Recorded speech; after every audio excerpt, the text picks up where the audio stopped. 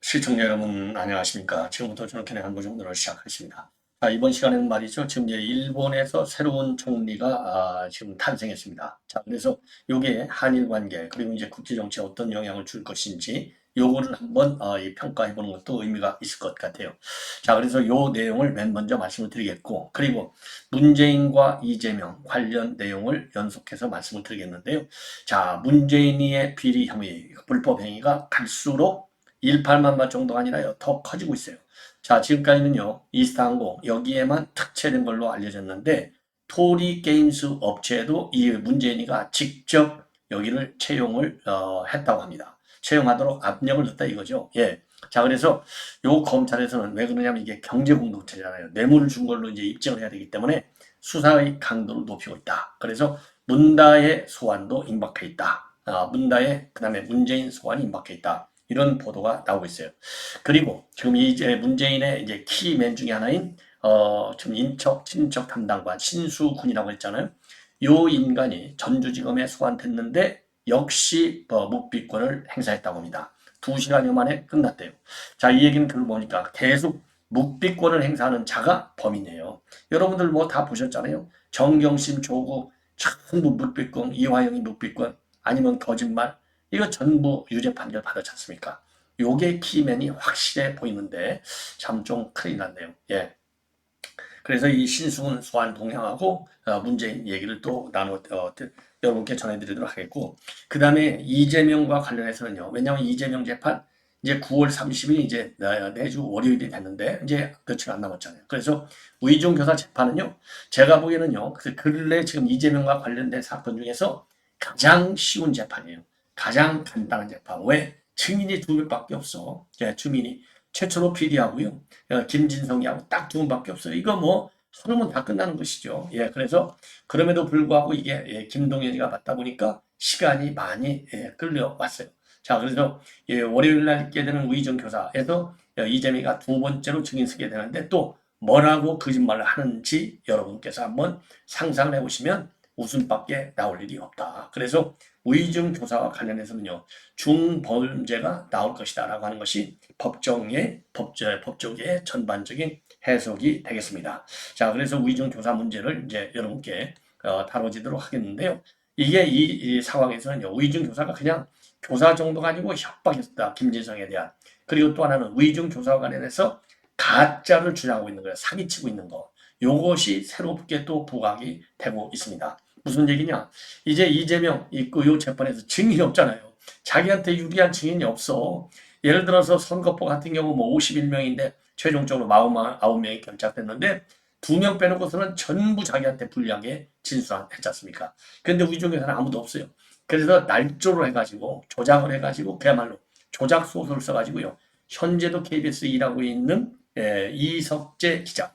요 사람을 불렀는데 이석재 기자 불러봤는데 이게 이재명한테 유리하게 해야 될 거 아니야. 나 그런 사실 없어. 사실도 없고 기억도 안 나고 전혀. 예, 아주 개망신을 당했지 않습니까? 법정에서. 자, 이런 사례까지 있어요. 그러니까 이건 위증교사는요. 더 이상 도망갈 구멍이 없다. 이 점을 말씀을 드리고 관련 내용을 이렇게 말씀을 드리겠는데, 그러다 보니까 위증교사에서 이재명이가 사기치고 협박한 거, 요것을 새로운 범죄 행위로 해서 누가 좀 고발 좀 했으면 좋겠다라는 말씀을 다시 한번 드리고 싶습니다. 자, 이러한 내용을 가지고 이제 여러분께 쭉 이제 하나씩 정리를 좀 해드리도록 하겠는데요. 자, 지금 일본에서 시게루, 이시바 시게루, 이분은 뭐 굉장히 유명하죠. 이미 그러니까 자민당 정권에서 장관을 대여섯 번씩 했어요. 어마어마하게 했고, 그리고 지금 이제 일본에서 12번 12선 의원이 되겠습니다. 자, 그래서 이분은요, 자민당에서 간사장까지 했어요. 사실 그러니까 이제 정치적인 기반이 굉장히 센 사람이고, 자기 아버지가 또 우리식으로 따지면 이 시도지사까지 했어요. 그러니까 일종의 이제 명문 가정인데 그 제대로 이게 정치적인 맥을 이어온 사람이 아니기 때문에 아소 아베 이런 사람들하고는 조금 그래서 정치적인 명문가로까지는 평가를 받지 않고 있지만 정치 아주 선수라고 보시면 될 것 같고요. 비교적 성향은 좀 특히 우리 한국 문제와 관련해서는 좀 유화파에 속한다. 비례교파에 속한다. 자, 그리고 이번에 당선되는 데는요. 아주 자, 그러면 인적 사항을 조금 더 말씀드리면 86년도에 중의회 선거에서 중의원 선거에서요. 최연소로 당선된 바 있습니다. 그리고 12선을 했고요. 그리고 이제 또 안보통으로 속하고 있어요. 그리고 이제 태어나기는 도쿄에서 태어났는데 지오다 구에서 태어났는데 실질적으로 살기는 서남부에 있는 일본 서남부의 도토리 우리가 얘기하는 도토리현에서 갔다 옵니다. 왜냐하면 자기 아버지가 거기서 주지사를 하는 바람에. 그리고 대학은 개요 대학을 나왔어요. 그리고 상당히 좀 유아파, 비둘기파에 속한다. 그리고 이번에는 사실상 이제 이 선거를 했는데 1, 2등을 그러니까 이제 결선 투표까지 가서 됐어요. 본래 유력한 후보가 다카이치였었는데 다카이치가 뒤로 밀리고 1차 투표에서는 1등을 했는데도 불구하고 뒤로 밀렸어요. 뒤로 밀리고 거꾸로 역전을 했습니다. 시게루가. 그러면 이 이시바 시게루 신임 총리 이제 후보 신임 총리가 되는 건데 왜냐하면 일본은 내각제니까 다수당에서 이제 대표가 딱 되지 않습니까? 예. 그래서 시게루가 이제 총리가 돼요. 10월 1일 날 국회에서 일본 국회에서 이제 선출이 되게 되는데요. 왜 이렇게 그러면 2등짜리 후보가 1등으로다가 당선이 됐느냐? 바로 기시다 총리의 결정적 역할을 했다고 합니다. 자, 그래서 윤 대통령이 기시다 총리하고 관계를 얼마나 잘했어요. 이 박정 같은 인간은 말이죠. 무슨 뭐 퇴임 파티를 해준다. 이런 막말을 했어요. 왜 그러냐? 지가 기시다한테 문전 박대를 잘했잖아요. 문재인 같은 인간을 대신해서 국정원장에서 까놓고 얼굴 까고 돌아다니면서 마이크 잡는 인간은요. 대한민국 국정원장 역사에 처음이에요. 기시다 총리 만난 거 자랑해야 되니까. 예. 이런 무식한 인간입니다. 그러니까 이제 기시다 총리한테 문전박대를 당했으니까 서울에 오는 거가 싫겠죠. 그러나 이 기시다 총리를 우리 윤 대통령이 얼마나 잘 대접을 했어요. 그러니까 이제 기시다 총리가 선출하는 날 이제 두 명이잖아요. 1, 2등. 다카이치하고 시게루. 다카이치가 1등, 시게루가 2등을 했는데 나의 정책은 다카이치의 정책은 내 정책과는 달라. 반대야. 요 얘기를 하니까 요게 중의원들 다수당이니까 요 마음을 사로잡은 거예요. 그래서 시게루가 역전을 하게 되는. 그러니까 이제 이 기시다 총리의 영향력이 그만큼 셀 수밖에 없고 이미 외교안보 분야에서는 특히 기시다 총리의 생각, 정책을 과 맥락을 같이 하고 있고 경제 정책에 있어서도 맥락을 같이 한다. 그래서 이 기시다 총리의 경제 정책이 뭐냐면 새로운 자본주의라고 이제 알려져 있어요. 그런데 지금 기시다의 새로운 이 자본주의라고 하는 것은 뭐냐? 통상적으로 우리가 임금 인상할 때는 인플레를 우려해서 인플레보다는 낮게 올라가잖아요. 아니면 비슷하게. 그런데 죄송합니다. 근데 이제 기시다 총리의 새로운 자본주의는 뭐냐? 왜냐하면 일본이 20여 년간 완전히 슬럼프에 빠져갖고 헤어나지를 못했잖아요. 요걸 헤어날 수 있는 유일한 방법은 디플레이션을 때문에 이제 경제가 완전히 침체가 아니라 쫄딱 막은 것이죠. 자, 이거를 이겨내는 방법은 물가 상승률을 넘는 임금 인상을 보장해 주는 것이다. 이게 이제 기시다 경제주의, 새로운 자본주의. 요거를 지지하는 사람이에요. 그러니까 큰 틀에서 나라가 살아가는데 한쪽에서는 빵 문제, 경제 문제, 한쪽에서는 집 짓기는 안보 문제. 요 두 개가 기시다 총리와 같아요. 그러니까 윤 대통령이 그렇게 공을 들여온 한일 관계가 그야말로 순탄하게 쭉 갈 확률이 굉장히 크게 우리가 전망이 되고 특히 요 이제 이제 시게루 신임 총리의 경우에는요, 지금 그 환불 공납하는 거 이거는 좀 싫어한답니다. 그래서 그런 측면에서도 좀 뭐라 그럴까요? 한일 관계를 순탄하게 가져갈 수 있는 그런 인물이다. 그리고 또 현재 우리 대사관 측하고도 관계가 상당히 좋은 관계를 맺어왔다. 그리고 더더욱이 중요한 것 중에 이제 하나는 뭐냐? 우리 대한민국은 지금 현재 이제 안보 위기가 심각하지 않습니까? 근데 이분이요, 이 집단 안보의 중요성, 동맹 관계의 중요성을 누구보다도 잘 아는 분이라는 겁니다. 자, 그래서 심지어 어느 정도까지 있느냐? 지금 이제 미국, 일본, 인도, 호주, 미국, 일본, 인도 이렇게 해서 지금 이제 쿼드 4개국 있잖아요. 그런데 이 쿼드 4개국을 발전시켜서 아시아판 나토를 만들어야 된다. 이 정도로 안보를 굉장히 중시하고 안보 전문가라는 거예요. 그러니까 우리 윤 대통령도 지금 안보 문제를 얼마나 많이 챙기고 있습니까? 이런 걸 보면 굉장히 우리 윤 대통령이 그리고 지금까지 쌓아온 한일 관계의 개선에 전혀 뭐라고 그럴까요?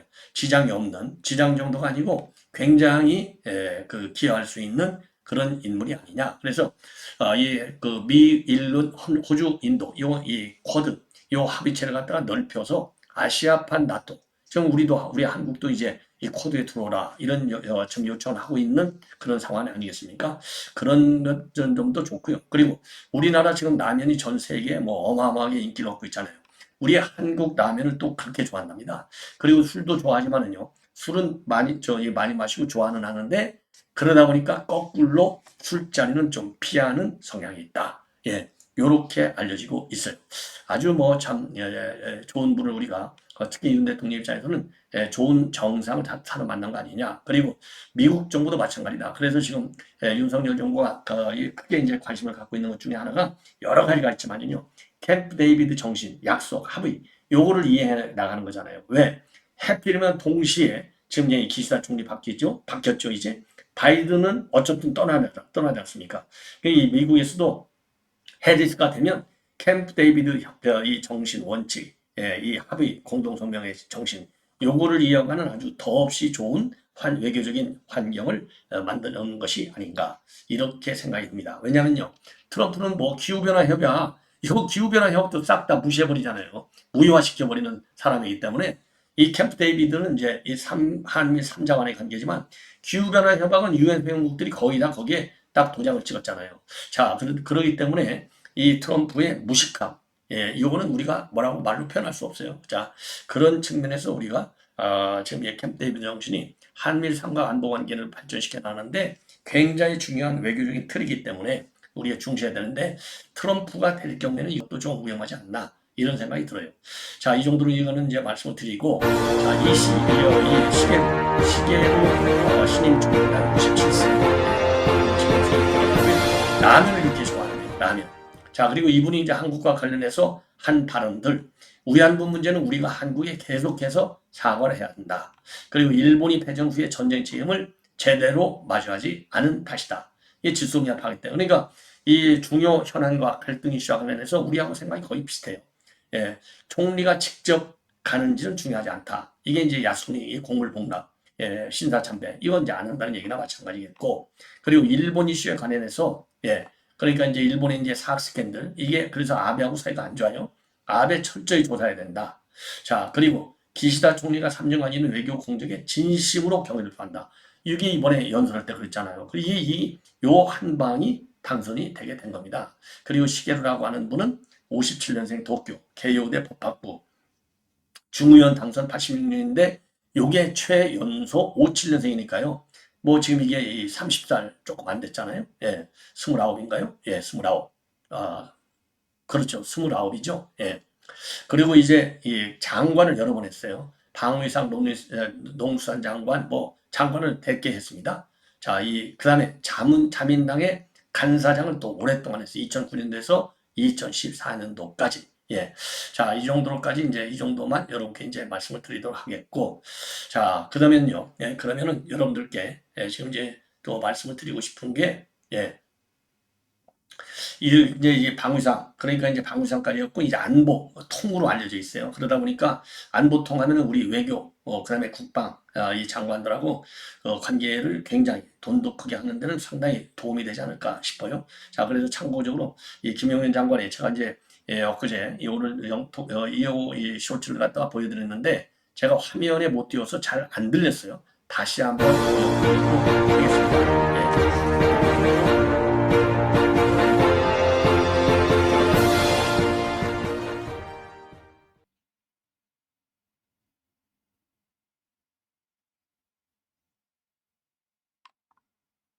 국방부 장관으로서 50만 국군 장병들의 사기 복지 개선에도 최선을 다할 것입니다. 초급 간부, 중견 간부들의 복무 여건 개선, 처우 개선이 시급합니다. 지금도 비가 오면 빗물이 새고 수돗물을 틀면 녹물이 흘러나오고 냉난방이 되지 않아 쪽잠을 자야 하는 곳에서 생활하고 있습니다. 이들의 초임 본봉은 우리 국민의 최저임금에도 미치지 못하고 있습니다. 초과 근무수당, 당직 근무수당 등 유사직종 공무원의 비해서 절반에도 미치지 못하고 있습니다. 이러고도 유사시 그들에게 목숨 바쳐 우리 국민의 안전을 지켜달라고, 목숨 바쳐 자유 대한민국을 지켜달라고 요구할 수는 없습니다. 저는 이들의 군 복무가 보람되고 자랑스럽고 선망의 대상이 되도록 만들겠습니다.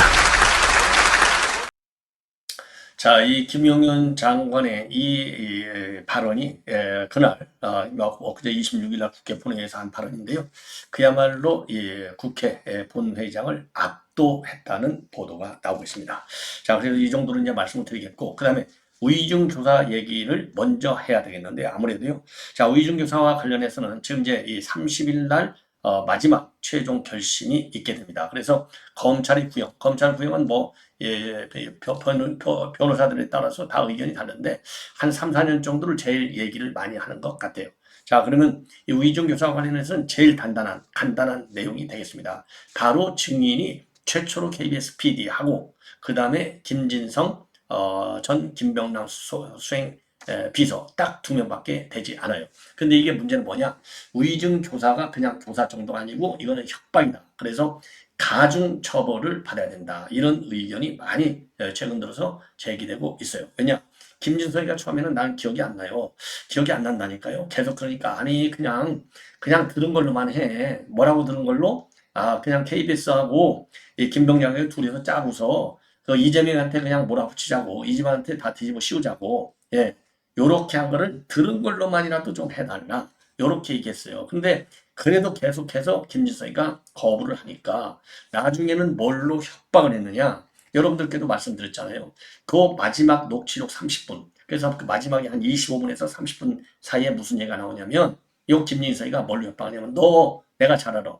뭘로 했느냐. 너는 대장동 이 공원 이 사업 있잖아요. 공원 1단계 공원. 요 공원 사업을 갖다가 공원화 사업을 갖다가 대장동으로 합쳐서 하느냐 분리해서 하느냐 이게 이제 중요한 또 이슈 중에 하나 있잖아요. 그거와 관련해서 그 사업 시행자였던 김건식이한테 3,340만 원 준 거 있잖아. 내가 그거 알아. 너 그거 까버리겠어. 너 그거 뇌물로 줬잖아. 대장동 그 1공단 사업, 그거 공원하는 사업. 그거 네가 받아먹으려고 돈 뇌물 줬지. 거기 끼어들으려고. 요렇게 한 거예요, 아빠. 그러니까 김진성이가 볼 때 좀 불안하니까 그냥 거기에 넘어간 겁니다. 그래서 의증을 하는 거예요. 요 김진성이가 의증을 안 했으면 이거 경기도지사 벌써 날라갔고 끝났죠. 그러니까 대법원에서는 권순일이가 없었으면 벌써 끝난 것이고 그 경기도지사 할 때 요 사업과 관련 KBS 검사 사측 문제 요것과 관련해서 김진성이가 의증만 안 했으면 끝난 겁니다. 이게 의증하는 바람에 무죄로 선고가 나왔지 않습니까? 요걸 뒤집으려고 협박까지 한 거예요. 3,340만 원. 요게 이제 하나 있고 또 하나 이제 새롭게 지금 제기되고 있는 것은 뭐냐? 이재명이가 증인을 신청했는데 현직 KBS 기자인 이모 기자라고 지금까지 알렸는데요. 이분이 이석재 기자라고 합니다. 현재도 근무 중에 있다고 해요. 요 사건이 2002년도에 나왔잖아요. 그러니까 이제 지금 이제 중견 간부 기자가 됐겠죠. 20년이 넘었으니까. 그러면 그런 게 검사 사측할 때만 해도 말하자면 이제 주니어 기자 있지 않습니까? 아주 젊은 연계 기자. 자, 그런데 이러한 주니어 연계 기자가 요 사건을 안다 이거죠. 자기가 누명을 썼다는 걸 안다. 그래서 이 기자를 법원에 증인으로 들러 세웠어요. 최근에. 들러 세웠는데 이게 이재명이가 사기를 쳐야 됩니까? 본래 이제 녹취록이 있으려면 녹취가 뭐예요? 녹취록이 있으려면 녹음된 내용. 우리가 흔히 녹음 파일이 있어야 녹음 파일을 들고 녹취. 이제 베끼는 게 아니라 그 내용을 갖다가 이게 옮겨서 쓰잖아요. 근데 녹음 파일은 없어. 녹음 파일은 없이 녹취만 갖고 다니면서 나는 이게 누명 썼어. 그러면서 이석재 기자가 한 말 봐. 이렇게 주장하고 다닌 겁니다. 그런데 법원에 나와서 밝히기를 이석재 기자가 나 그런 사실 없는데 전혀 기억도 나지 않는데 전혀 이 젊은 기자가 왜 기억을 못 하겠어요. 아무리 오래됐어도 이재명이도 기억하는데 그렇지 않습니까? 그래서 개망신을 당했다는 얘기는 이미 저도 여러분께 드린 바 있어요.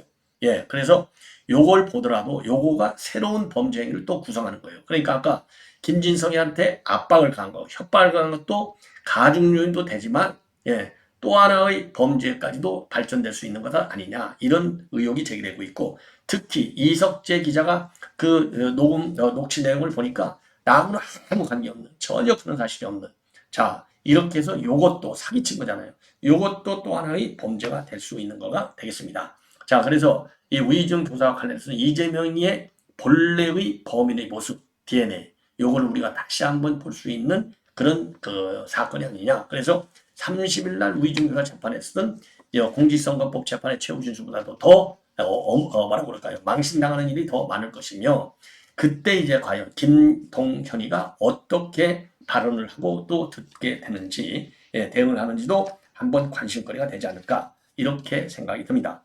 자 그리고요 이 정도로 해서 이제 이재명의 이 사건, 위증교사 사건을 여러분께 이제 짚어드렸고, 그 다음에 이 문재인과 관련해서 참, 사안이 커지고 있는데, 또 이건 채널 A가 단독으로 보도하고 있는 내용이 되겠습니다. 이게 지금까지는 타이이스타댓에 문재인이가 이상직이한테 거래를 해서, 그러니까 중진고 이사장도 주고, 전주에서 이 공천도 주고, 그러는 바람에 타이이스타댓 그 대가로 다 이 취업이 됐다. 이렇게 알려졌잖아요. 그것만이 아니고 대통령이 되기 전 얘기인데 2016년도에 2017년도에 이제 대통령이 되고 그때는 이제 문재인이가 당 대표할 때나 그때 토리 게임스에서 취업할 때도 문재인이가 직접 개입했다.